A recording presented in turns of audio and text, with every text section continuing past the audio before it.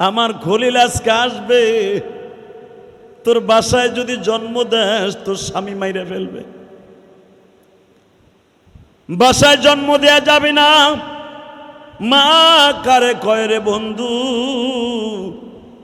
মা তার জীবনকে বাজে রাইখা একটা সন্তানকে দুনিয়ায় আনে, ঠিক না বেটি? 10 মাস 10 দিন পেটে বাচ্চা, স্বামীর কাছেও কয় নাই। কারণ ইব্রাহিমের মা জানে, যদি আমার এই নিষ্ঠুর স্বামীর আজর জানতে পারে আমার পেটের বাচ্চা নষ্ট করে ফেলবে, অথবা নমরুদ্দার কাছে যে বলবে আমার বাচ্চা যে কোনো ভাবে হোক নষ্ট করে দিবে। মা বলে নাই গো। রাত 4টার সময় ইব্রাহিম নবীর মা উম্মে ইব্রাহিম চলে গেলেন পাহাড়ের গুহায়। যে দেখে এত সুন্দর একটা আরামের গুহা, তার বাড়ির থেকে বাজান 13 কিলোমিটার দূর। একটা মহিলা শীতের রজনীতে হেঁটে হেঁটে পাহাড়ের গুহায় অবস্থান করলেন, ওখানে ইব্রাহিমকে প্রসব করলেন। পৃথিবীতে কয়েকটা নারী সন্তান প্রসব করতে যাই 1 ফোঁটা রক্ত বের হয় নাই, 1 ফোঁটা রক্ত বের হয় নাই। তার ভিতরে ইব্রাহিম নবীর মা। আরো জোরে বলেন। নেফাসের 1 ফোঁটা রক্ত দুনিয়ায় বের হয় নাই ইব্রাহিম নবীর মায়ের।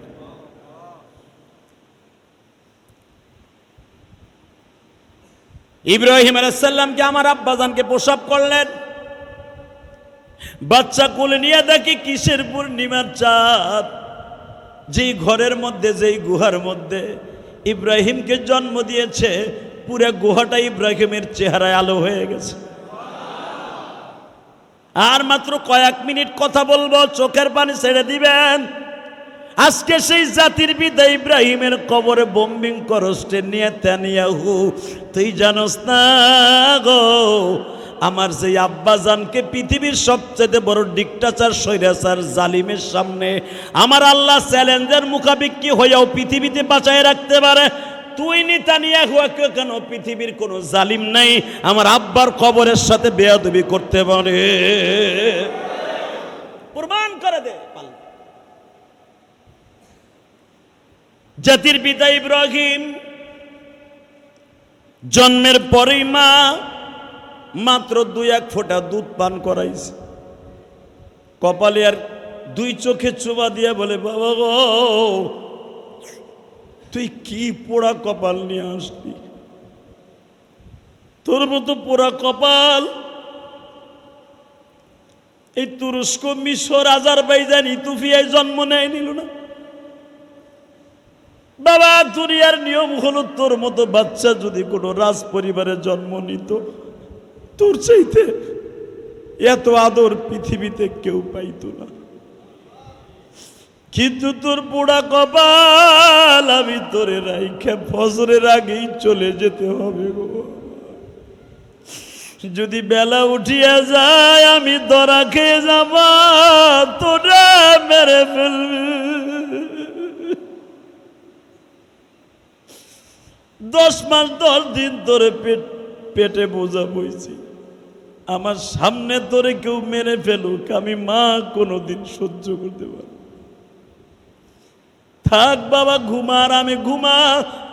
আল্লাহর খলিল ইব্রাহিম পাহাড়ের গুহায় ঘুমায় গো বাবা।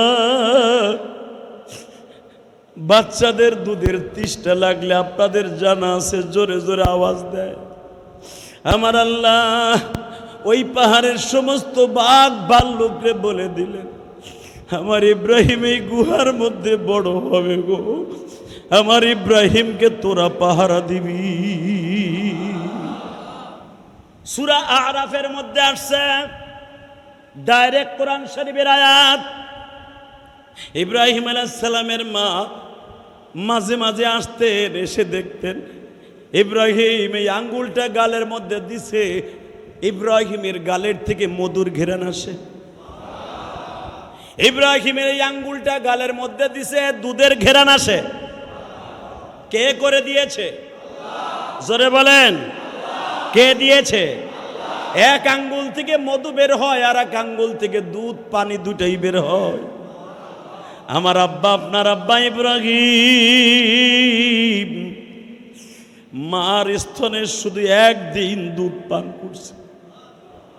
কেউ বলে 7 থেকে 8 দিন দুধ পান করছে। 7 বছর পর্যন্ত পাহাড়ের গুহায়, সূরা আরাফের মধ্যে আসছে, 7 বছর বয়সে যে দেখে ইব্রাহিমের মা, ইব্রাহিম গুহায় নাই। বাবা কই গেছিলা? মা গেছিলাম চন্দ্রের দিকে তাকাইয়া তারে আল্লাহ বলছিলাম, সূর্যের দিকে তাকাই আল্লাহ বলছিলাম, পাহাড়ের দিকে তাকাই আল্লাহ বলছিলাম। দেখলাম সব কিছু মা ধ্বংস হয়ে যাবে। কুল্লু মান আলাইহা ফান ওয়া ইয়াবকা ওয়াজহু রাব্বিকা যুল জালালি ওয়াল ইকরাম। মা আমি আজ থেকে সিদ্ধান্ত নিয়েছি কি, ইন্নী ওয়াজ্জাহতু ওয়াজহিয়া লিল্লাযী ফাতারাস সামাওয়াতি ওয়াল আরদা হানিফা ওয়া মা আনা মিনাল মুশরিকিন। এটা ইব্রাহিম আলাইহিস সালামের দোয়া। أما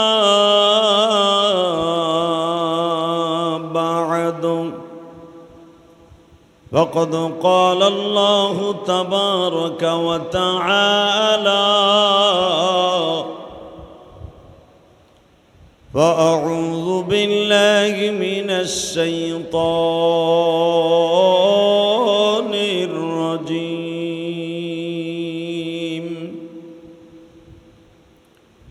بسم الله الرحمن الرحيم قل إن كنتم تحبون الله فاتبعوني يحببكم الله ويغفر لكم ذنوبكم والله غفور رحيم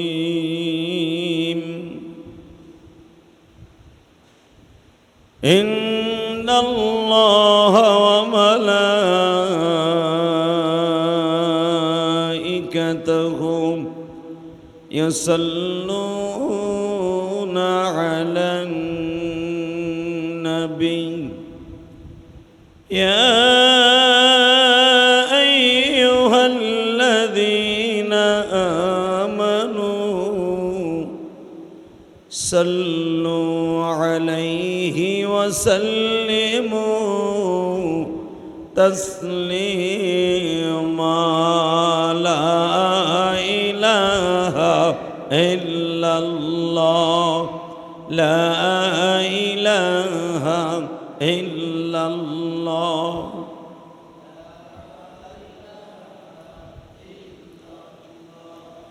لا إله إلا الله لا إله لا إله إلا الله لا إله لا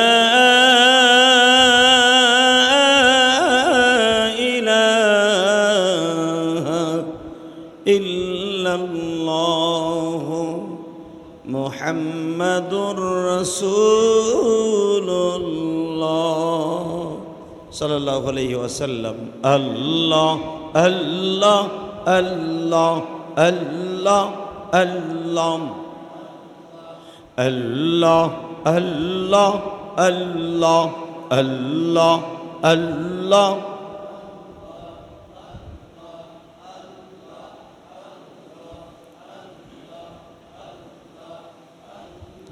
لا إله إلا الله محمد رسول الله সমস্ত প্রশংসার মালিককে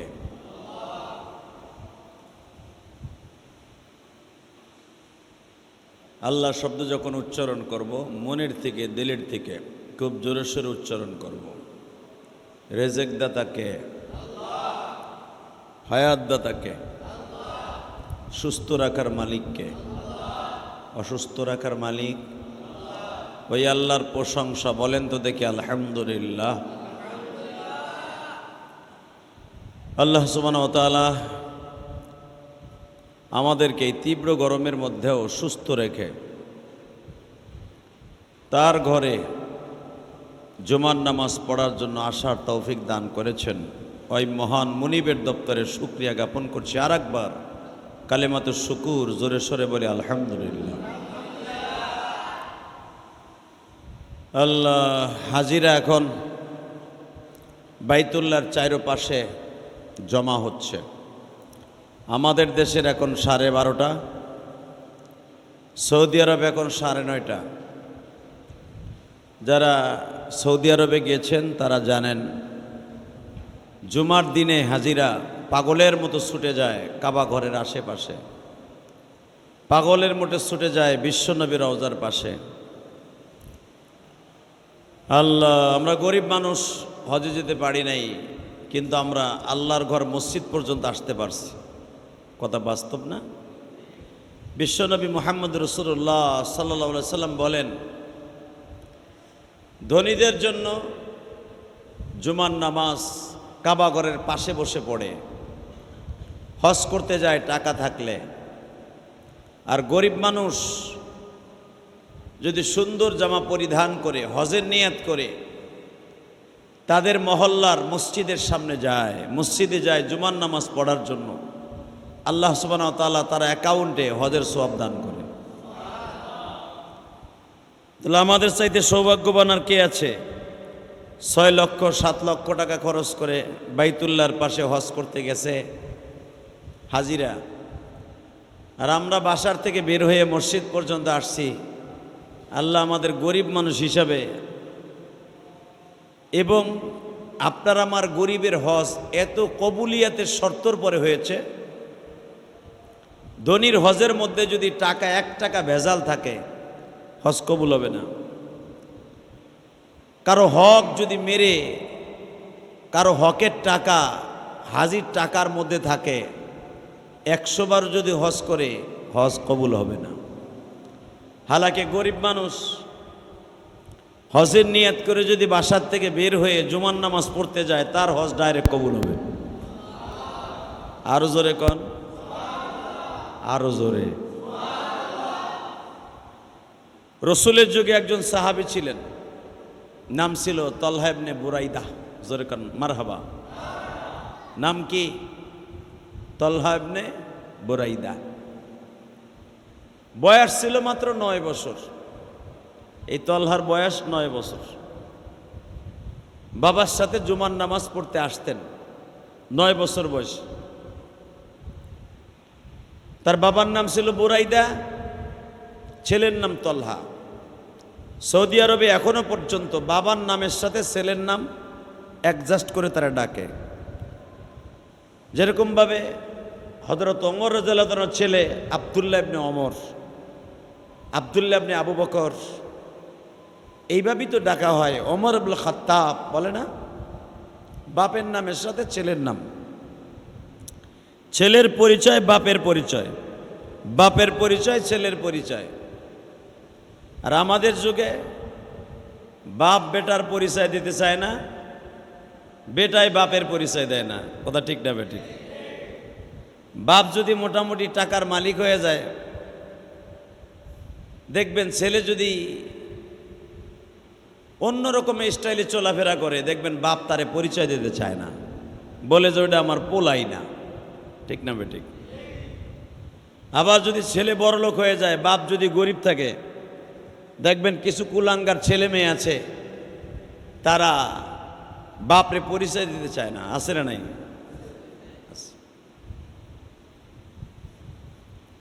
আর ওই জামানায় বাপকে প্রাধান্য দিতেন ছেলের দ্বারা। তো বিশ্বনবীর দপ্তরে তলহা ইবনে বুরাইদা 9 বছরের ছেলে প্রতি জুমা এবং 5 ওয়াক্ত নামাজ প্রায় 4 কিলোমিটার হেঁটে এরপরে আসতেন। সুবহানাল্লাহ জোরে কইলেন না? আমাকে ঘরের সাথে ঘর, তাই ছেলের সাথে নিয়ে আসতে সাহস পাই না, ডাকিও না, ঠিক না বেঠিক? 4 কিলোমিটার রাস্তা 9 বছরে বাচ্চাটাকে ডেকে নিয়ে আসতেন বাবা বুরাইদা। একদিন বুরাইদা ডেকে ডেকে বলে, তলহার বাবা, ইয়া রাসূলুল্লাহ, আমার কিছু আমল শিখিয়ে দেন। আমি অনেক দূরে থাকি, আমি প্রতি ওয়াক্তে আসতে সময় লেগে যায়। পরবিন সাহাবীরা আপনার সামনে বসে, আমি গরিব মানুষ পিছনে বহি, আমার কিছু টাটকা আমল শিখিয়ে দেন যেগুলো বাড়িতে বইয়া যেন আমি করতে পারি। আমার বিশ্বনবী বললেন, বুরাইদা, এইভাবে এইভাবে আমলগুলো করবা। নবী 4-5টা আমল শিখিয়ে দিলেন। বুরাইদার ছেলে, 9 বছরের ছেলে তলহা বলতেছে, আব্বা, তুমি তো নবীর কাছ থেকে আমল শিখে রওনা দিলা, আমার একটু সুযোগ দাও, আমি নবীর কাছ থেকে কিছু আমল শিখে আসি। বুরাইদা বলতেছে ছোট্ট ছেলেকে, জুমার দিন এত বড় বড় সাহাবীরা নবীর চারিদিকে ভিড় করে আছে, আর তুই যে জিজ্ঞেস করবি? তালহা বলে, আমি দেখছি নবী বাচ্চাদেরকে অনেক ভালোবাসে। সুবহানাল্লাহ।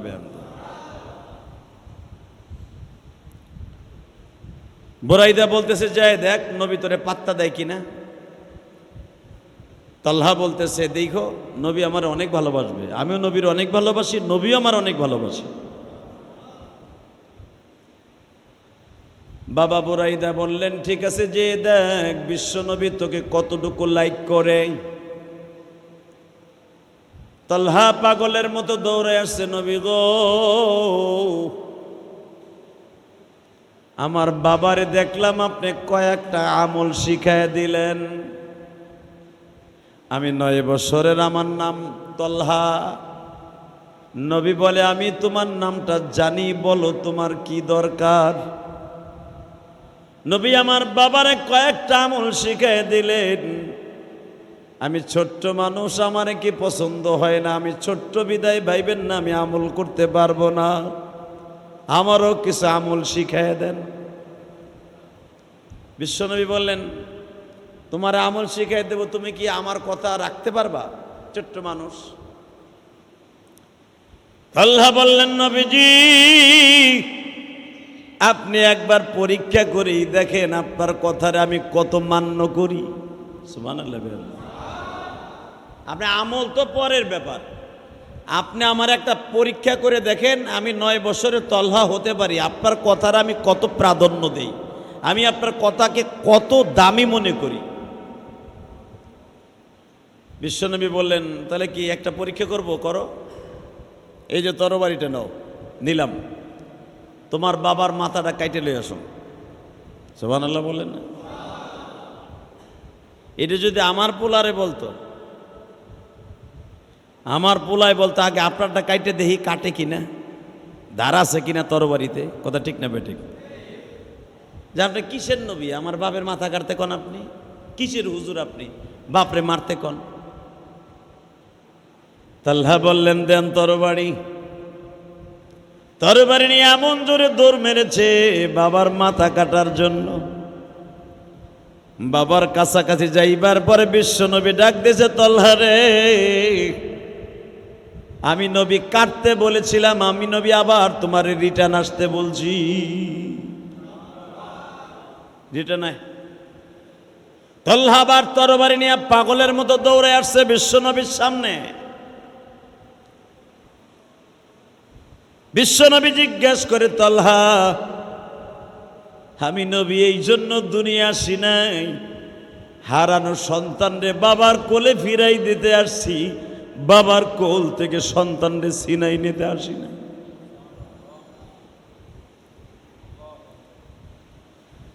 তালহা বলে, ইয়া রাসূলুল্লাহ, যদি আপনি আমাকে নিষেধ না করতেন, ঠিকই যে আমি আপনার হুকুম পালন করার জন্য আমার বাবার কল্লাটা নামায় দিতাম। নবী আমার জিজ্ঞেস করলেন, তুমি তো এতিম হয়ে যাইতা, নবী এতিম হলে কি হবে গো? আমি আমার বাবার মতো কলিজার নবীর অর্ডার তো পালন করলাম। কারণ আপনি একদিন জুমায় আজকে বলেছিলেন লা ইউমিনু আহাদুকুম হাত্তা আকুনা হাব্বা ইলাইহি মিন ওয়ালিদিহি ওয়া ওয়ালাদিহি ওয়ান নাসি আজমাইন। আপনি তো আজকের জুমায় কইলেন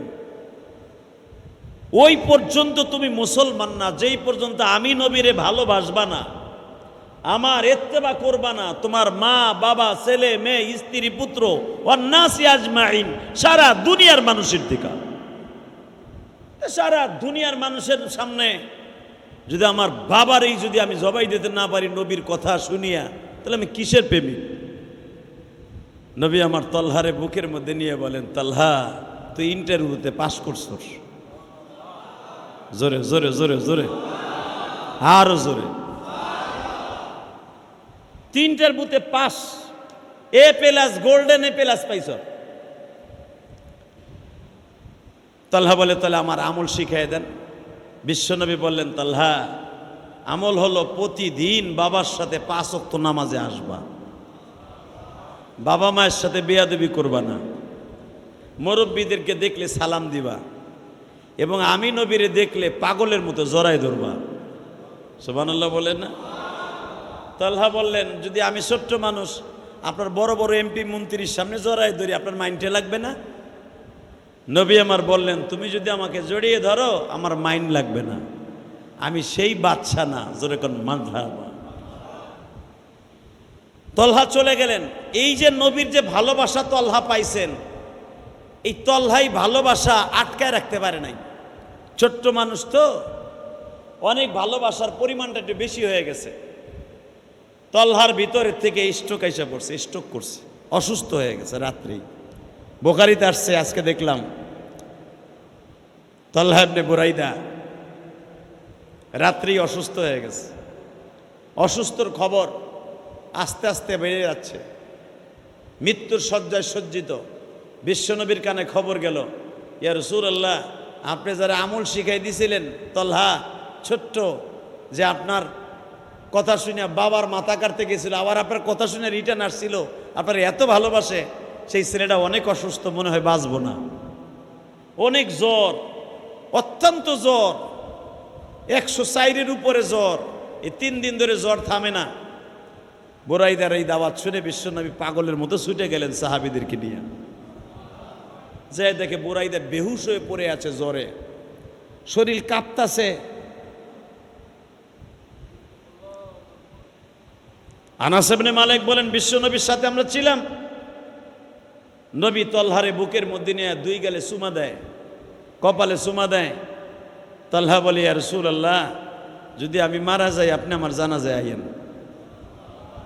আরো জোরে কোন, আরো জোরে। নবীও বলে ফেললেন, যদি আমার কানে খবর যায়, আমি যত ব্যস্ত থাকি, যদি মদিনায় থাকি, তোর জানাজায় আমি আমু। নবীর এই কথা বলে বিদায় দিয়ে দিলেন। তলহা ছটফট করতেছে, তলহা ইবনে বুরাইদা ছটফট করতেছে, মৃত্যুর যন্ত্রণায় ছটফট করতেছে। নবীর ভালোবাসা পেয়ে আর সহ্য করতে পারতেছে না, আরো বেশি যন্ত্রণা বেড়ে গেছে, ভালোবাসার প্রেম। ইন দি মিন টাইমে তলহা ইবনে বুরাইদা রাত যখন গভীর হয়ে গেছে, বাবারে ডেকে ডেকে বলে, বাবা আমি মনে হয় এখন মাওলার দপ্তরে হাজিরা দেব, কিন্তু আমার সাথে একটা ওয়াদা দাও, আমি যদি এই রাত্রে মারা যাই, রাত্রে মারা গেলে আমারে রাত্রেই দাফন করে দিবা, বেশি লোক ডাকতে হবে না, আমার বাচ্চা যারা আছে এদেরকে ডাইকা জানাজা করে আমার কবরে রেখে দিবা। তা তুই যে নবীর সাথে ওয়াদা দিলি তুই মারা গেলে তোর জানাজায় নবী আসবে, আব্বা যদি রাত্রে আমি মারা যাই তাহলে আমার নবীরে খবর দেওয়ার দরকার নাই, যদি আমি দিনে মারা যাই তাহলে আমার নবীরে এনে আমার জানাজা দিয়ে দিও। আল্লাহর কি কুদরত! কথা বলতে বলতে তলহা বিদায় নিয়ে চলে গেছে। বাজানরে তলহা যখন বিদায় নিয়ে গেলেন, বাবা কান্দে, কেন মৃত্যু ব্যক্তির ওসিয়াত পালন করা ওয়াজিব, এটা মাসলা। রাতারাতির ভিতরে মাত্র 1 ঘন্টার ভিতরে বাবা ফজরের আগেই তলহাকে বাবা দাফন করে দিলেন। এক রাবায়াতে আসছে 12 দিন হয়ে গেছে, আর এক রাবায়াতে আসছে 2 সপ্তাহ। নবী ছোট্ট বাচ্চাও বা তালহারে না দেখে বুরাইদারে ডেকে ডেকে বলে, বুরাইদা, মসজিদে নববীর খুঁটির নিচে বসে কাঁদোস কেন? মনে রাখতে হবে বাজান, ভালো করে মনে রাখবেন, দুনিয়ার সবচাইতে বড় করুণ ইতিহাস বাবার সামনে সন্তানের লাশ। যার ছোট্টকালে সন্তান মারা গেছে, ওই বাবাই বুঝতে পারে সন্তানের কি যন্ত্রণা। মসজিদের কোনায় বসে নীরবে বুরাইদা কান্দে গো। নবী বুরাইদারে একদিন হঠাৎ করে দেখে আসরের রক্তে ডাক দেয়া বলে, বুরাইদা, তালহা কই? বুরাইদা একটা চিৎকার মেরে বলে, ইয়া রাসূলুল্লাহ, আপনার কলিজার টুকরা তালহা আর দুনিয়ায় নাই। কবে তালহা মারা গেছে?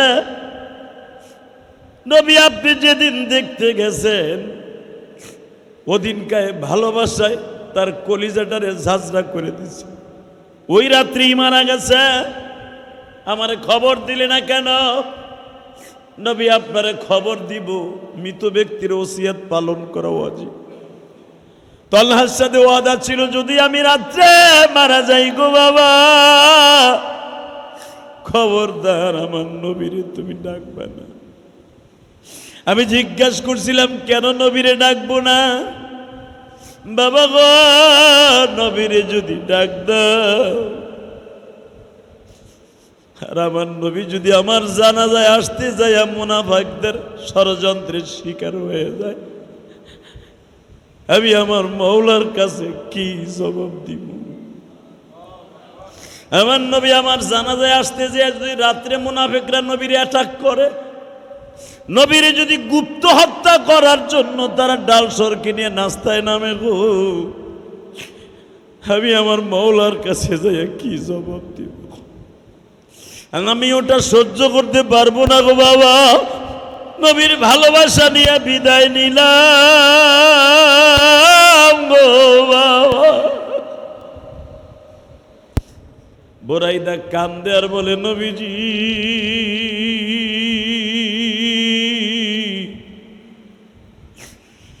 আজকে 12 দিন হয়ে গেল আমি আব্বা ডাক শুনি না।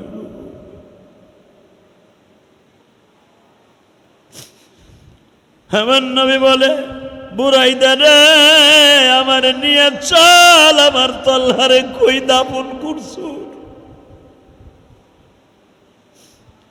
আমি আজকেও হাদিসে দেখলাম বাবা, বিশ্বনবী তালহার কবরের কাছে 802টা গেড়ে দিলেন। কবরের মাটি ধরে বলে, তালহা রে, আমি দেখতাছি তুই আরামে ঘুমাইতাছু, আমি নবী তোর কবরের পাশে থাইকা বেশি ডিস্টার্ব করব না, তুই আরামে ঘুমা। আমি কিয়ামতের মাঠে তোরে ডাইকে উঠাবো, আমি কিয়ামতের মাঠে তোরে ডাইকে উঠাবো, কিয়ামতের মাঠে আমি তোর ঘুম ভাঙ্গাবো।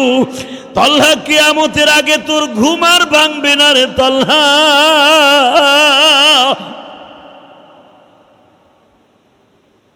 ও আমার যুবক ভাইরা, আমি তোমাদের 2টা পাও ধরে বলে দিয়ে যাই গো,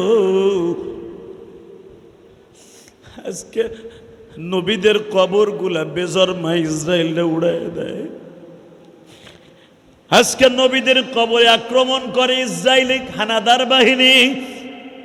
জাতির পিতা ইব্রাহিমের কবরে তারা বম্বিং করতে চায়। দেখো মালিকের খেলা কারে কয় গো। তোমরা হয়তো নবীদের প্রেম বুঝলা না, আমার মালিক নবীদের প্রেম বুঝে ফেলেছে। ইসরায়েলকে আল্লাহ এমন গজব দিয়ে এখন সোজা করতেছে, কথা বলেন না কেন? এমন গজব আল্লাহ ইসরায়েল আরম্ভ করেছে, সারা দুনিয়ার বেঈমানদের কাছে সাহায্য চাইতেছে। আমেরিকা ব্রিটেন জেট বিমান পাঠাইছে পানি দিয়া নিষ্কাশন করার জন্য। এত পানি মারে, পানি যত মারে আগুনের ভুলকি আরো তত মারে। পানি মারার কারণে আগুন যখন বেড়ে গেছে, নেতানিয়াহু বেজন্মা এখন পানিও মারে না। দেখে পানি মারলে আরো পানি আগুন বাড়ে। দুনিয়ার নিয়ম হলো আগুন লাগলে পানি দিয়া বন্ধ করে, ঠিক না বেঠিক? আর পানি লাগলে বাড়ে। এটা আবার কেমন আগুন? এটা মানুষে লাগায় নাই নেতানিয়াহু, এটা তোর বোমার আগুন না, এটা আমার মাবুদের মিসাইলের আগুন। এই আগুন নিবাইবার মতো ক্ষমতা তোর কেন পৃথিবীর কারোই নাই। এই আগুন যদি আল্লাহ আস্তে আস্তে নিবায় তাহলে নিমবে, ঠিক না বেঠিক? জোরে বলো। কারণ তুই নেতানিয়াহু গত সপ্তাহ তার 3 সপ্তাহ আগে তুই ইব্রাহিম নবীর কবরের পাশে বোমবিং করছস, মাজারের এক অংশ ভেঙে দিয়েছস তুই ইব্রাহিম নবীর। তুই কি জানোস ইব্রাহিম আলাইহিস সালামের জীবনী? وَإِذْ يَرْفَعُ إِبْرَاهِيمُ الْقَوَاعِدَ مِنَ الْبَيْتِ وَإِسْمَاعِيلُ জোরে জোরে জোরে জোরে رَبَّنَا تَقَبَّلْ مِنَّا إِنَّكَ أَنْتَ السَّمِيعُ الْعَلِيمُ।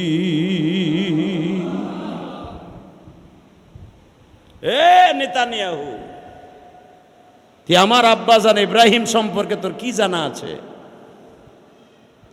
ইব্রাহিম আলাইহিস সালামের কলিজার টুকরা সন্তান, বাপ বেটার কবর একই জায়গায়। ইসহাক নবীর সম্পর্কে তোর কি জানা আছে বদমাইশ? আজকে তুই তাদের কবরের সাথে বেয়াদবি করস। চাচা মুদিকেও বলবো, আকাডা মুদি, তোমার দেশও বহুত নবীর কবর আছে, কথা বলেন না কেন? গুজরাটে কয়েকজন নবীর কবর আছে, অল দিল্লি, নিউ দিল্লিতে অনেক নবীর কবর আছে। কেউ কেউ বলেন নূহ নবীর কবর দিল্লিতে, কেউ কেউ বলেন উজাইর আলাইহিস সালামের কবর দিল্লিতে। এতগুলা নবীর কবর যদি দিল্লিতে হয়, এই ভারতের নাম কিন্তু ভারত না, এটার নাম বিশ্ব নবীর রাখা, আদম নবীর রাখা হিন্দুস্তান। আল্লাহু আকবার জোরে বলতে পারলেন না?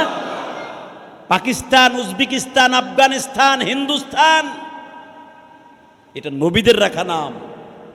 কারণ আমার নবী বলেছিলেন একদিন এই ভারত থেকে, এই হিন্দুস্তান থেকে একটা যুদ্ধ হবে, এই যুদ্ধে যারা অংশগ্রহণ করবে তারা সবাই জান্নাতি। হতে পারে সেই যুদ্ধ শুরু হয়ে গেছে। আকাডার গোষ্ঠী বিএসএফ রে পাকিস্তানিরা এমন মাইর মারতাছে সকালের থেকে, দেখে আসলাম। কুত্তা যেমনে পিড়ায় হেমনে পিড়াইতেছে। আল্লাহু আকবার জোরে বলতে পারে না?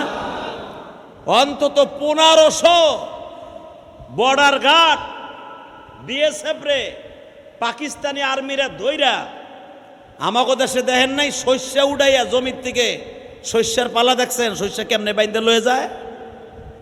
শস্য বান্দার মতো বাইন্দা ঘাড়ে করে পাকিস্তান লয়ে যাইতেছে বর্ডারের থেকে। আল্লাহু আকবার জোরে বলতে পারলে না?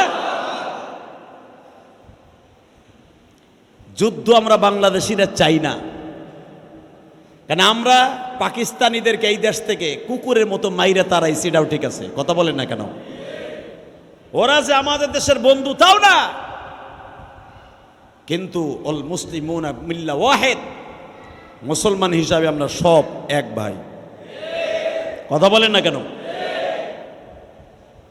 যদি পাকিস্তানিওয়ালাদের একটা লাশ পড়ে তখন আর ভারতের পক্ষে আমাদের কোনো মায়া থাকবে না, কারণ তারা আমার মুসলমান, কথা ঠিক না ঠিক? যেরকম ফিলিস্তিনের জন্য চিৎকার মেরে মেরে দোয়া করি, আন্দোলন করি, ভারতের বিরুদ্ধে আন্দোলন করব, ঠিক না ঠিক? জোরে বলেন। আর ভারত আমাদের বন্ধু না, এটা সবাই জানে। ওই আকাডা মোদি 1971 সালে আমাদের বন্ধু ছিলেন না, হয়তো মামু বাড়ি খালো বাড়ি যাদের তাদের সাথে থাকতে পারে, কিন্তু আমরা এটা জানি, কোরআন শরীফের দিক দিয়ে আমরা জানি আল মুশরিকিনা বাজ আলাল বাস। আল্লাহ কোরআনে বলেছে আদুব্বি ওয়া আদুব্বাকুম, এক হিন্দু আর এক হিন্দুর বন্ধু মুসলমানের শত্রু। আমি আল্লাহর শত্রু, আল্লাহ নিজে বলেছে। কোরআনের দিক থেকে তাকাইলে যতই আমার দেশের বন্ধু সে দেখাক না কেন, সে আমার কোরআনের দৃষ্টিকোণ থেকে সে আমার শত্রু, কথা বলেন না কেন? আর সে কেমনে আমার বন্ধু হয়? তার দেশে আমার কলিজার টুকরা মুসলমান ভাইদের বাড়ি ঘর মসজিদ মাদ্রাসাগুলা আগুন দিয়ে জ্বালায় দিচ্ছে, কথা ঠিক না ঠিক? সে বন্ধু হয় কেমনে? তারে যারা বন্ধু মনে করবা, আমি মনে করবো সে আমার দেশের শত্রু। ভালো করে বুঝবেন, কোরআনকে বন্ধু বানান। কোরআনে বলেছে সে আমার শত্রু, সে আমার বন্ধু হয় কেমনে? ঠিক না ঠিক? খুব আনন্দ লাগছে, দেখলাম বিএসএফ রে ধরে ধরে সরিষার মতো পিডাইয়া পিডাইয়া, শস্য পিডানের মতো কলই যেমনে পিডাইয়া এমনি পিডাইয়া বাইন্দা লয়ে যাইতেছে। আলহামদুলিল্লাহ, আলহামদুলিল্লাহ বলতে পারলেন না?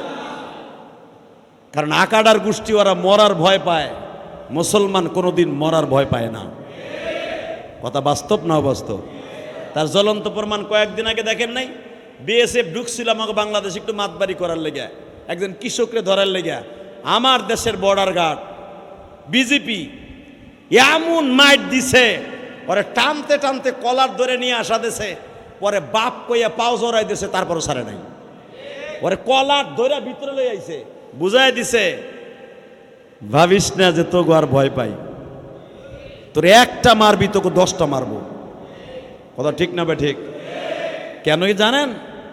যখন কোনো মানুষ মৃত্যুর আর ভয় পায় না, তখন দুনিয়ার কোনো দিন কোনো সৃষ্টিজীব তার কোনো ক্ষতি করতে পারে না। এটা আমার আল্লাহর খেলা। কথা ঠিক না ঠিক? আল্লাহর কাছে দোয়া করেন জোর করে আমিন। আল্লাহ এই যুদ্ধকে আপনি বন্ধ করে দেন, আমরা যুদ্ধ চাই না। এতে পাকিস্তান বোমা মিসাইল মারতেছে, আমার মুসলমান ভাই মারতেছে না? কাশ্মীরে মুসলমান মরতেছে না? মুসলমানরা মরতেছে। আমরা শান্তিকামী, আমরা বাংলাদেশের মুসলমান শান্তিকামী, আমরা অসম্প্রদায় নয়। তা না হলে আমরা যদি দাঙ্গাবাজ হতাম, গুজরাটের মুসলমান, আসামের মুসলমান, পশ্চিমবঙ্গের মুসলমানকে যেইভাবে আকাডা মুদির বাহিনী মারতাছে, আমরা যদি সেই দাঙ্গা বাহিনী হইতাম, বাংলাদেশ থেকে সব হিন্দুগুলার পিড়াইয়া এই দেশ থেকে তাড়াইয়া দিতাম। বরঞ্চ আমরা হিন্দুদের মন্দির পাহারা দিচ্ছি। কথা বলেন না কেন? হ্যাঁ, যদি আমার দেশের আর একটা কলিজার মুসলমানের গায়ে হাত দাও, গুজরাটের আর একটা মুসলমানের গায়ে হাত দাও, আর যদি ওদেরকে বাংলাদেশে একটা পাঠায় দিবা, তোকে 100 পাঠায় দেব। কথা বলেন না কেন? তোরে একটা পাঠাবি বাংলাদেশে, তোকে এই দেশ থেকে আকাডার গোষ্ঠী মাইরে 100 পাঠাবো। সময় মতো দেখা যাবে। কথা ঠিক না ঠিক? 71 সালে পাঠাই নাই? পাঠাইছি। ওকে আমরা পাঠাই নাই, ওরা ডরে পাঠাই গেছে গা। আমাকে পাঠার লাগে নাই, ওরা এমনি গেছে গা। অতএব আমরা বাংলার দেশিরা কোনোদিন যুদ্ধ চাই না। দোয়া করি আল্লাহ জুমার দিন তুমি যুদ্ধকে বন্ধ করে দাও, দুই দেশকে আল্লাহ সামঞ্জস্য করে দাও। আল্লাহ দুই দেশের ভিতর সবরে জামিল এখতিয়ার করার তৌফিক দাও। আল্লাহ মারামারি হানাহানি, হয়তো মুদির আক্রোশ, মুদি থাকবো সেই রেস্ট হাউসে থাকবে, তার বাসভবনে থাকবে, ওরা তো সহজে মারা যাবে না। মরবে আপামান জনসাধারণ, সাধারণের ভিতরে আমার মুসলমান ভাই থাকবে, হিন্দু থাক, বৌদ্ধ থাক, খ্রিস্টান থাক। আমরা মানব সম্প্রদায়কে মরে যাক, এটা আমরা মুসলমানরা চাই না। আল্লাহ আমাদের হেফাজত করুক, জোরে কানা আমিন। মেরে ভাই ও দোস্ত বুজুর্গ, ভালো করে বুঝবেন, বাংলাদেশি মানুষের মতো দয়ালু মানুষ পৃথিবীতে আর কোনো দেশ পাবেন না। আমি চ্যালেঞ্জ করে বললাম, পৃথিবীর যতগুলা দেশ আমার এই নজরে আসছে, যতগুলা দেশ আমি সফর করেছি, আল্লাহ তো বহুত দেশে আমাকে নিছে। এই যে কোরবানির পরে আরো কয়েকটা দেশ সফর করবো, আলহামদুলিল্লাহ বলেন। ভিসা অলরেডি পেয়ে গেছে। এই মুসলমানের পোলা ভালো করে বুঝেন, যতগুলা দেশে গেছি, মুসলমান দেশ, মুসলমানের সামনে দাপায়া মরে যায়, হাত দিয়েও ধরে না। যদি আমার হাতের ছাপ লাগে, পুলিশের কাছে আমার জবাব দিতে হবে। আর আমার দেশ, একটা অটো রিক্সায় যদি অ্যাক্সিডেন্ট করে, মোটরসাইকেলে অ্যাক্সিডেন্ট করে, কার ছেলে, কার মেয়ে, কার বউ, এটা দেখার বিষয় নয়। তারে মা মনে করে, বোন মনে করে, আপন বোন মনে করে, বাবার মতো সন্তানকে কোলে করে নিয়ে হসপিটালে যায়। ঠিক না বেটি? এটা আমার দেশ। আমার দেশের মতো শান্তিপ্রিয়, আমার দেশের মতো সোনার বাংলা পৃথিবীর কোনো দেশে নাই। এটা আমার সোনার বাংলা। নেতানিয়াহুকে বলবো, আমি জানি আমার কথা আপনার পর্যন্ত যাবে না, আপনি আমার ভাষা বুঝবেন না, কিন্তু ইউটিউবওয়ালারা এখন আলহামদুলিল্লাহ ভালো একটা সিস্টেম করছে। প্রত্যেকটা ওয়াজ আর প্রত্যেকটা লেকচার এরা ইংলিশে ডাবিং হয়। দেখবেন ইংলিশে কিন্তু কথাগুলো উঠে। এটা ইউটিউবওয়ালারা করছে, আমেরিকান এই বদমাশগুলো করছে, যেন দেখবেন আমাদের ওয়াজগুলা কিন্তু এখন ইউটিউবে সারার সাথে সাথে ইংলিশে ট্রান্সলেশন হয়। ভালো করে বুঝবেন, ওরা ওইগুলো বোঝার জন্য এই কাম করছে। আর এইটা করে গেছে জো বাইডেন, এটা করে গেছে জো বাইডেন, যে এরা আমাকে বিরুদ্ধে কি কয় আমাকে শোনার দরকার আছে। ওরা ভাষা না বুঝুক, ইংলিশে কি কয় এটা বুঝে। বোঝেন না আমার কথা? তা আমি জানি নেতানিয়াহু পর্যন্ত যদি আমার কথাটা পৌঁছায়, আমি তাকে বলবো এখনো পর্যন্ত সময় আছে। ইব্রাহিম আলাইহিস সালাম, আমার আব্বা জান ইব্রাহিম আলাইহিস সালামের কাছে ক্ষমা চান। কথা ঠিক না ঠিক? আপনি তার মাজারে বোম মেরেছেন, আপনি জানেন না আমার আব্বা ইব্রাহিম আলাইহিস সালামরে আগুনেও পোড়াইতে পারে না। কথা ঠিক না ঠিক? কোরবানির সামনে শুরু করা যাক আমার আব্বা জানের স্টাইল কারে বলে। 450 বছর রাজত্ব করলো নমরুদ। হঠাৎ একদিন তার কানে ইনফরমেশন আসলো, আপনি যে আল্লাহ দাবি করে ফেলেছেন, আপনার তখতে তাউসকে ধ্বংস করে দেওয়ার জন্য ইব্রাহিম নামে একটা বালক জন্ম নিচ্ছে। হ্যাঁ সুবহানাল্লাহ, বাইতে যে কইব, হ্যাঁ জোরে কান, আরো জোরে। প্রত্যেকটা কথার আওয়াজ দিবেন, মনে হবে সত্যিকার আপনি ইব্রাহিম নবীর সন্তান। আর আব্বার কথা শুনে যদি পোলারা জোরে আওয়াজ না দেয়, মনে করবে এটা ফেটটা পোলা, ওরা ফুটটা পোলা, ওটা বদমাইশ পোলা। হ্যাঁ আওয়াজ আসলো ইব্রাহিম নামে, মিল্লাতা আবিকুম ইব্রাহিম হুয়া সাম্মাকুমুল মুসলিমিন। সারা দুনিয়ার ভিতরে বিস্ফোরণ ঘটাই দেবে, আসতেছে একটা বোমা। নমরুদকে এই বোমা আবার 450 বছর আমি রাজত্ব করতেছি, আনা রব্বুকুমুল আলা, আমি সবচেয়ে বড় খোদা, এর ভিতর আবার একটা বোমা আসবে, এটার নাম কি? কয় মিল্লাতা আবিকুম ইব্রাহিম হুয়া সাম্মাকুমুল মুসলিমিন মিন ক্বাবলু ওয়া ফি হাযা লিয়াকুনার রাসূল। সে আসবে সারা দুনিয়ার মুসলমানের জাতির পিতা হইয়া, সে আসবে রসুল হইয়া, সে আসবে আল্লাহর বন্ধু হইয়া, তার নাম থাকবে খলিলুল্লাহ। নমরুদ কয়ে এর আসতে দেয়া যাবে না। কেমনে? সর্বপ্রথম একবারে ফ্যামিলি প্ল্যানিং চালু করলো। একবারে প্রথম জন্ম নিয়ন্ত্রণ বোঝেন তো? সরকার, প্রতিটা সরকার যেই ক্ষমতায় হে চান্দুর ভো চান্দু বলে দেয়, নমরুদদের মতো জীবনে প্রথম এই ফ্যামিলি বাচ্চা বন্ধ করার সিস্টেম চালু করছে নমরুদদা। বোঝেন না আমার কথা? সর্বপ্রথম বাচ্চা হিসাবে বাচ্চা বন্ধ করার, জন্ম নিয়ন্ত্রণ প্রথম চালু করছে নমরুদ। এটার 1 নাম্বার ফটাক হলো নমরুদদা। আমাদের দেশের সরকার প্রথম আইসেই বলে একটা ছেলে, ছেলে হোক মেয়ে হোক, 2টা হইলে যথেষ্ট, তাই না? এটা বলে না?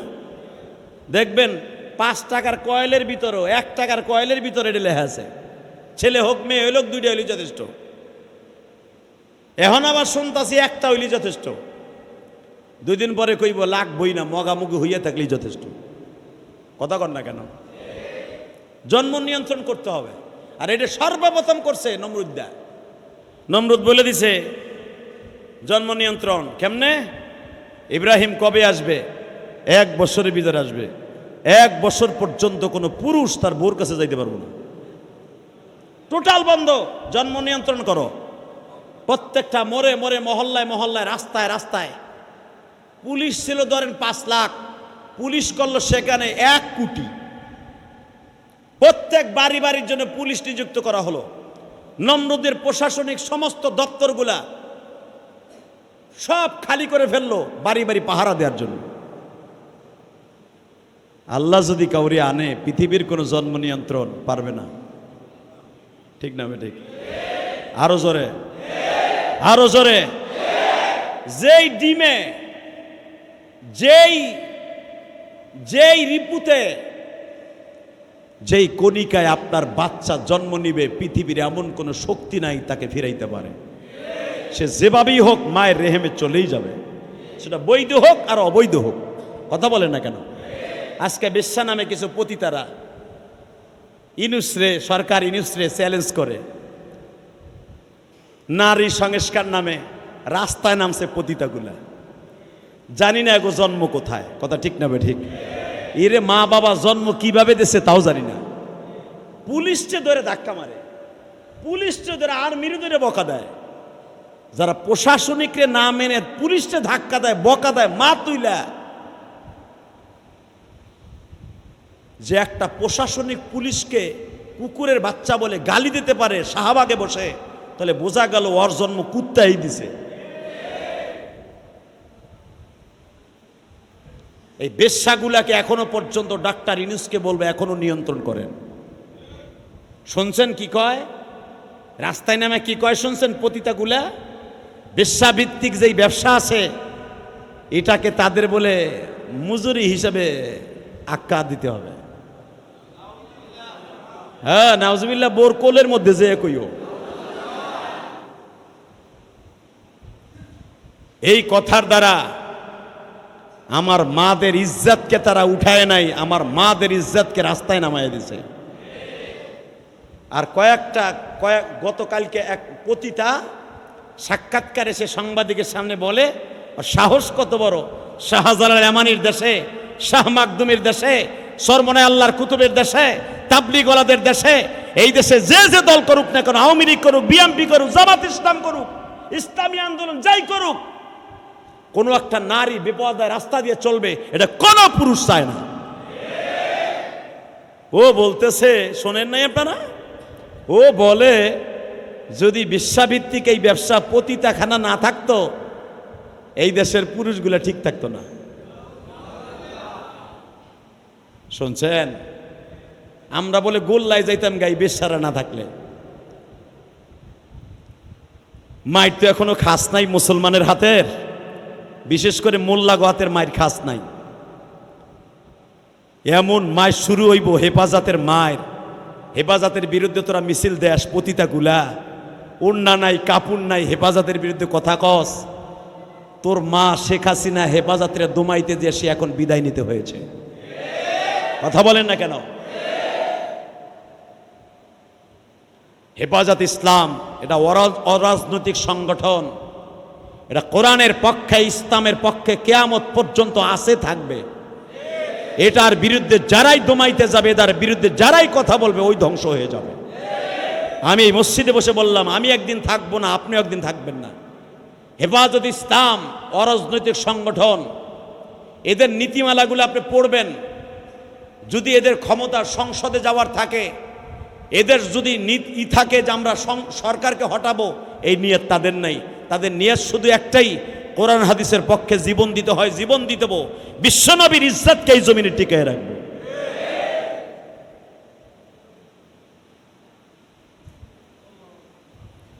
তাহলে আপনারা চান না যেই নারীগুলা নারী সংস্কারের নামে বেহায়াপনা ছড়াইতে চাচ্ছে, এটা ইউনূস সরকার যদি বাস্তবে আনে, ইউনূস সরকারের পতন অতি তাড়াতাড়ি হয়ে যাবে। আর এটাকে প্রমোট করতেছে বাহিরের থেকে, বাহিরের এই আকাড়া মুদি। কারণ ওর দেশে তো প্রত্যেক মোড়ে মোড়ে আমি দেখেছি, দিল্লি, ওল্ড দিল্লি, নিউ দিল্লি, আসামে, বিশেষ করে পশ্চিমবঙ্গে কলকাতায় মোড়ে মোড়ে ওদের পতিতাখানা। ওই আকাড়া চাইতেছে আমার বাংলাদেশে ওই রকম করতে, এই জন্যই তো এদেরকে নামাই দিচ্ছে। কথা ঠিক না বেঠিক? আল্লাহ আমার দেশকে আপনি হেফাজত করেন, এই গজব থেকে হেফাজত করেন, এই গজব থেকে হেফাজত করেন। আমার আব্বাজান বন্ধ হয়ে গেল, কোনো পুরুষ যেতে পারবে না বিবির কাছে। আল্লাহর কি কুদরত! আপনার আমার দাদি অর্থাৎ আজরের বিবি, যেরকম মারহাবা।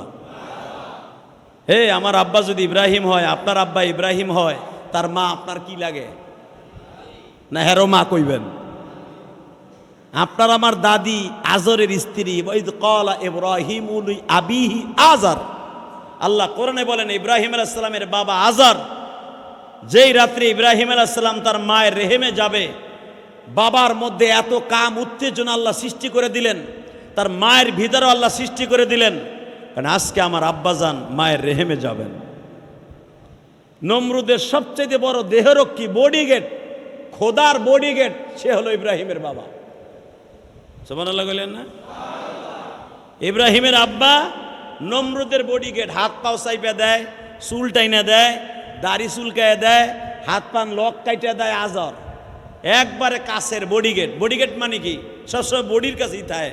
আর সকালবেলা ঘুমের থেকে উঠলে একটা স্বর্ণের মূর্তি তার চোখের সামনে ধরতো, সেইভাবে ধরে বলতো নামায়ন গগায়ন ঈশ্বর হরিপদ মহামানায়ং পাদং পাদং ফং ফং ফং। এটা নমরুদ্দে কইতো যে খোদারে হাতে কইরা যে পাদং পাদং পং পং পং। সকালবেলা উঠলেই তো স্বর্ণের মূর্তিটা ধরতে হইব নমরুদ্দের সামনে। আল্লাহ রাব্বুল আলামিন ইব্রাহিম আলাইহিস সালামের বাবা আজরের মধ্যে এমন কাম উত্তেজনা আল্লাহ সৃষ্টি করে দিলেন, খোদারে থুইয়া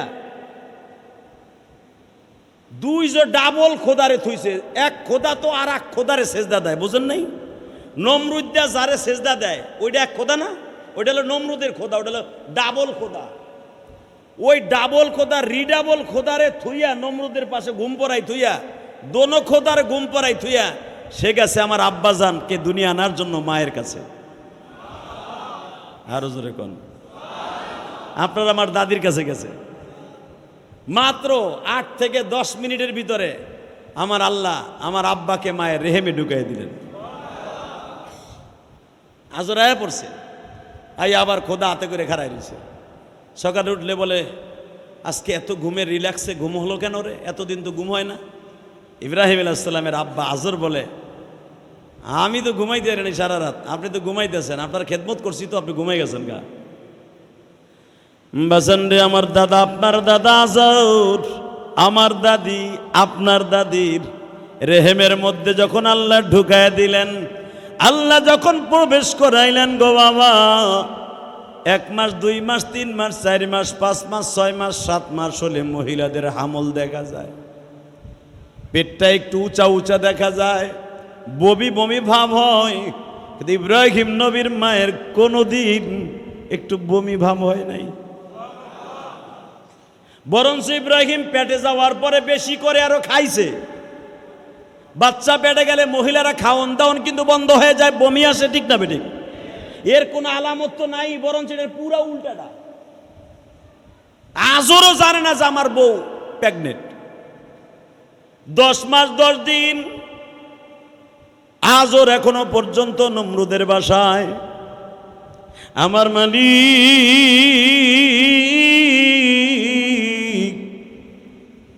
ডেকে ডেকে বলে আজরের বিবি রে উম্মে ইব্রাহিম, আমার খলিল আজকে আসবে, তোর বাসায় যদি জন্ম দেস তোর স্বামী মাইরে ফেলবে, বাসায় জন্ম দেয়া যাবে না। মা কারে কয় রে বন্ধু, মা তার জীবনকে বাজে রাইখা একটা সন্তানকে দুনিয়ায় আনে, ঠিক না বেটি? 10 মাস 10 দিন পেটে বাচ্চা, স্বামীর কাছেও কয় নাই। কারণ ইব্রাহিমের মা জানে যদি আমার এই নিষ্ঠুর স্বামীর আজর জানতে পারে আমার পেটের বাচ্চা নষ্ট করে ফেলবে, অথবা নমরুদ্দার কাছে যে বলবে আমার বাচ্চা যে কোনো ভাবে হোক নষ্ট করে দিবে। মা বলে নাই গো, রাত 4টার সময় ইব্রাহিম নবীর মা উম্মে ইব্রাহিম চলে গেলেন পাহাড়ের গুহায়। যে দেখে এত সুন্দর একটা আরামের গুহা, তার বাড়ির থেকে বাজান 13 কিলোমিটার দূর। একটা মহিলা শীতের রজনীতে হেঁটে হেঁটে পাহাড়ের গুহায় অবস্থান করলেন, ওখানে ইব্রাহিমকে প্রসব করলেন। পৃথিবীতে কয়েকটা নারী সন্তান প্রসব করতে যাই 1 ফোঁটা রক্ত বের হয় নাই, 1 ফোঁটা রক্ত বের হয় নাই। তার ভিতরে ইব্রাহিম নবীর মা,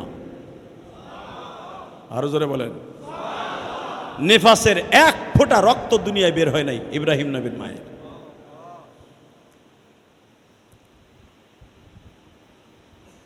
ইব্রাহিম আলাইহিস সালামকে আমার আব্বাজানকে প্রসব করলেন।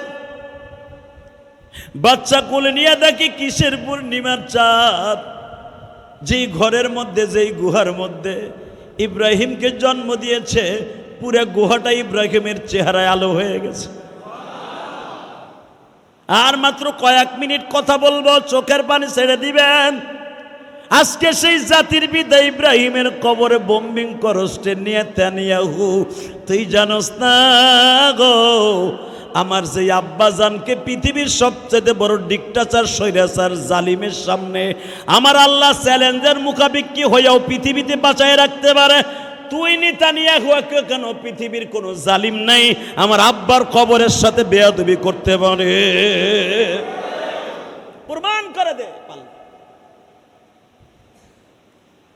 জাতির পিতা ইব্রাহিম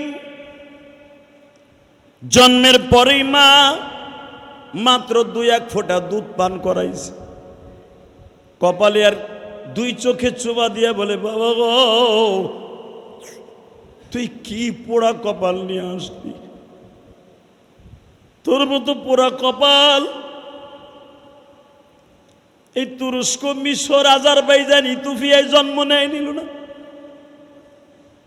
বাবা, দুনিয়ার নিয়ম হলো তোর মতো বাচ্চা যদি কোনো রাজ পরিবারে জন্ম নিত, তোর চাইতে এত আদর পৃথিবীতে কেউ পাইতো না। কিন্তু তোর পোড়া কপাল আমি তোরে রাইখা ফজরের আগেই চলে যেতে হবে গো। যদি বেলা উঠিয়া যায় আমি ধরা খেয়ে যাব, তোরা মেরে ফেলবি। 10 মাস 10 দিন তোরে পেটে বোঝা বইছি, আমার সামনে তোরে কেউ মেরে ফেলুক আমি মা কোনোদিন সহ্য করতে পারি? থাক বাবা, ঘুমার আমি ঘুমা। আল্লাহর খলিল ইব্রাহিম পাহাড়ের গুহায় ঘুমায় গো বাবা। বাচ্চাদের দুধের তৃষ্ণা লাগলে আপনাদের জানা আছে জোরে জোরে আওয়াজ দেয়। আমার আল্লাহ ওই পাহাড়ের সমস্ত বাঘ ভাল্লুকরে বলে দিলেন, আমার ইব্রাহিম এই গুহার মধ্যে বড় হবে গো, আমার ইব্রাহিমকে তোরা পাহারা দিবি। সূরা আরাফের মধ্যে আসছে, ডাইরেক্ট কোরআন শরীফের আয়াত। ইব্রাহিম আলাইহিস সালামের মা মাঝে মাঝে আসতেন, এসে দেখতেন ইব্রাহিম এই আঙ্গুলটা গালের মধ্যে দিছে, ইব্রাহিমের গালের থেকে মধুর ঘেরান আসে। ইব্রাহিমের এই আঙ্গুলটা গালের মধ্যে দিছে, দুধের ঘেরান আসে। কে করে দিয়েছে? জোরে বলেন, কে দিয়েছে? এক আঙ্গুল থেকে মধু বের হয়, আর এক আঙ্গুল থেকে দুধ পানি দুটাই বের হয়। আমার আব্বা, আপনার আব্বা ইব্রাহিম মার স্তনে শুধু 1 দিন দুধ পান করছে। কেউ বলে 7 থেকে 8 দিন দুধ পান করছে। 7 বছর পর্যন্ত পাহাড়ের গুহায়, সূরা আরাফের মধ্যে আসছে। 7 বছর বয়সে যে দেখে ইব্রাহিমের মা, ইব্রাহিম গুহায় নাই। বাবা কই গেছিলা? মা গেছিলাম চন্দ্রের দিকে তাকাইয়া তারে আল্লাহ বলছিলাম, সূর্যের দিকে তাকাই আল্লাহ বলছিলাম, পাহাড়ের দিকে তাকাই আল্লাহ বলছিলাম। দেখলাম সব কিছু মা ধ্বংস হয়ে যাবে।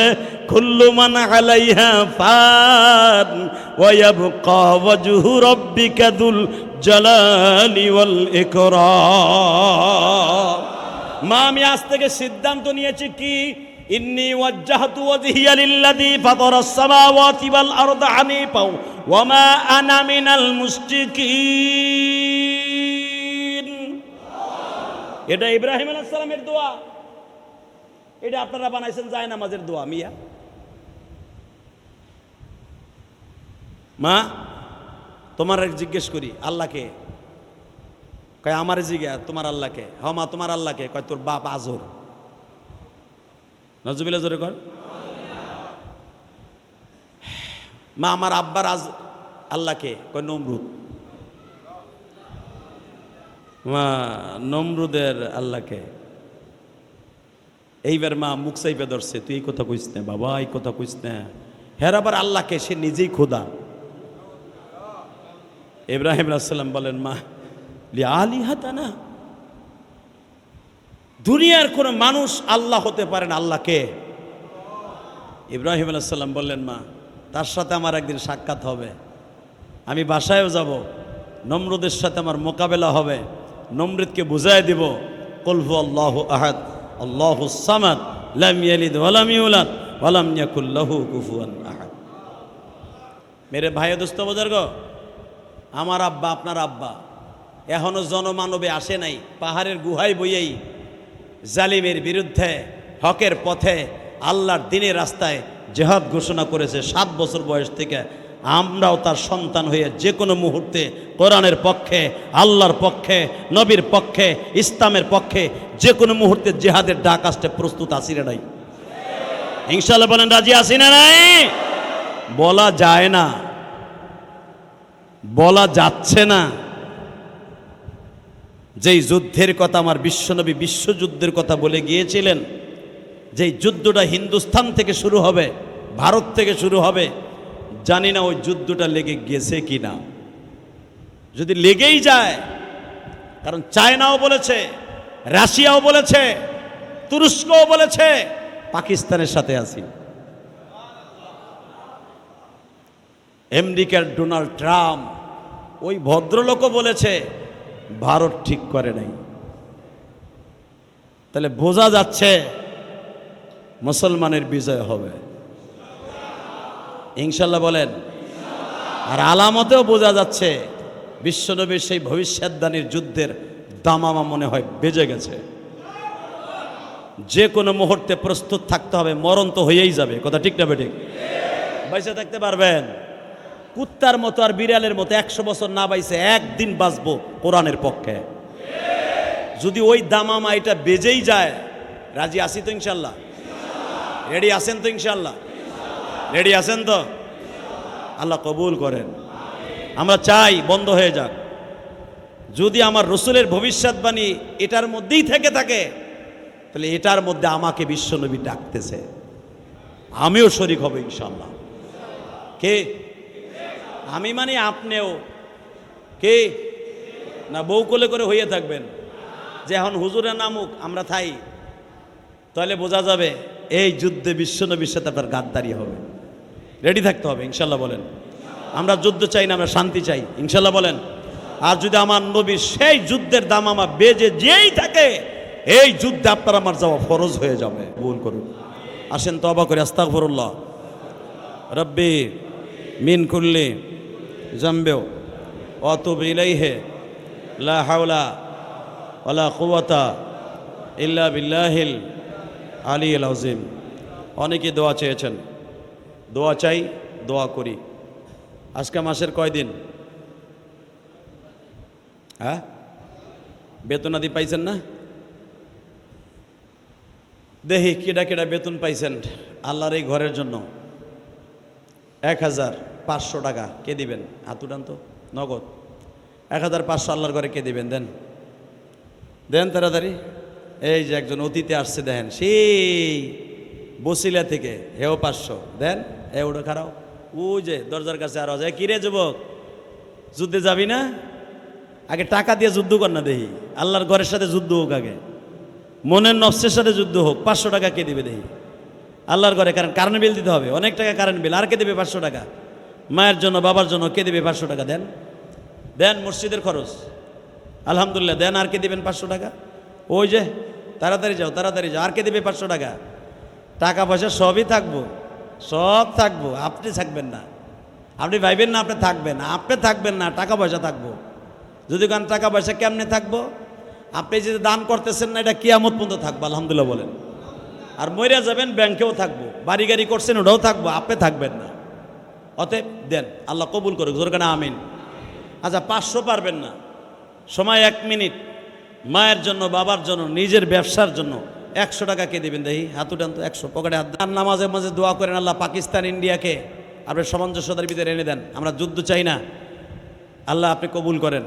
দোনো দেশের মধ্যে সমঝ দান করেন। আল্লাহ মানুষের জান মালের হেফাজতগার আপনি হয়ে যান, আল্লাহুম্মা আমিন। রব্বানা যালামনা আনফুসানা ওয়া ইল্লাম তাগফির লানা ওয়া তারহামনা লানাকুনান্না মিনাল খাসিরিন। আল্লাহুম্মা ইগফির লানা ওয়া লিওয়ালিদাইনা রব্বিরহামহুমা কামা রব্বায়ানি সগীরা আল্লাহুম্মা ইগফির লানা ওয়া লিওয়ালিদাইনা রব্বিরহামহুমা কামা রব্বায়ানি সগীরা। রব্বুল আলামিন, তুমি যদি একটু রহমতের নজরে তাকায় দেখতাম। আল্লাহ, যারা আমিন আমিন বলছে, কে কত গুনাহ করছে আমি জানি না। আমি গুনাহগার সহ কে কোথায় বসে হাত তুলছে তাও জানি না। তবে একটা জিনিস জানি, তোমার নাম রহমান। আমাদের জীবনের সব গুনাহগুলি মাফ করে দাও। যাদেরকে নিয়ে হাত তুলছি তারাও একদিন থাকবে না, আমিও একদিন দুনিয়ায় চিরদিন বেঁচে থাকবো না।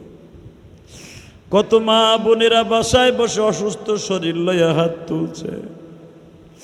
জুমার দিন আসলেই কত মা সন্তানের হাত দিয়ে টাকা পাঠায় দেয়। হুজুরের হাতে দিয়া বলি, আমার মা এই দুনিয়ার থেকে চলে গেছে, আমার স্বামী চলে গেছে, আমার সন্তান মারা গেছে। কত মা বাসার থেকে স্বামীর হাত দিয়ে টাকা পাঠায় দেয়। আল্লাহ, যে যেখান থেকে দোয়া চায় প্রত্যেকের বাবা মায়ের কবরটা জান্নাতের বাগান বানায়। আল্লাহ, খাস করে যাদেরকে নিয়ে হাত তুলছি, এত গরমের ভিতরে এসির মধ্যে থাকতে পারি না, ফ্যানের নিচেও থাকতে পারি না, এত গরম। কিন্তু আমরা যারা মা বাবা হারায় ফেলছি, জানি না ওই মা কবরে কেমন আছে, ওই বাবা কবরে কেমন আছে জানি না। ঘুমালি ওই বাবা মায়ের কবরটা জান্নাতের বাগান বানায় দিন। আল্লাহ, অনেকের বাবা মা বেঁচে আছে অসুস্থ, মেহেরবানি করে সুস্থ বানায় দিও। আল্লাহ, অনেকের ব্যবসা বাণিজ্য খারাপ, বরকত দিয়ে দিও। আল্লাহ তাআলা, যে যেখান থেকেই তোমার এই ঘরে দান করছে দানগুলো কবুল করে নাও। আল্লাহ, আমার রক্ত পানি করা কষ্টের টাকার মসজিদ, মেহেরবানি করে যারাই দান করে তাদের দানগুলো কবুল করো। এই ওসিলায় আমি সহ আমার জনম দুঃখিনী মায়ের কবর, দাদা দাদির কবর, নানা নানির কবর, আল্লাহ যে যেখান থেকে আত্মীয় স্বজন আছে প্রত্যেকের কবরটা জান্নাতের বাগান বানিয়ে দিও। এই মসজিদে যারা দান করে তাদের বাবা মায়ের সকলকে তুমি মাফ করে দিও। আল্লাহ, আমাদের দোয়া কবুল মঞ্জুর করে নাও। আল্লাহ, আমাদের সবাইকে তুমি মাফ করে দাও। আসসালাল্লাহু তাআলা। আল্লাহ, বিশেষ করে পাকিস্তান ভারতের যুদ্ধকে তুমি বন্ধ করে দাও। আল্লাহ, পাকিস্তান ভারতের যুদ্ধকে বন্ধ করে দাও। ফিলিস্তিনের মুসলমানকে হেফাজত করো। ফিলিস্তিনের মুসলমানের পূর্ণ আবাসন আবার তুমি করে দাও। আল্লাহ, গাজার মুসলমানের, লাফার মুসলমানের আবাসন আবার তুমি তৈরি করে দাও। আল্লাহ, তুমি আমাদের দোয়া কবুল মঞ্জুর করো। সাল্লাল্লাহু তাআলা আলা খায়রি খালকিহি মুহাম্মদ ওয়া নূরি আরশি সাইয়্যিদিনা মাহুম বিরহমাতিকা ইয়া আরহামার রাহিমিন। যার যার স্থানে দাঁড়িয়ে 4 রাকাত সুন্নাত পড়ে নেন।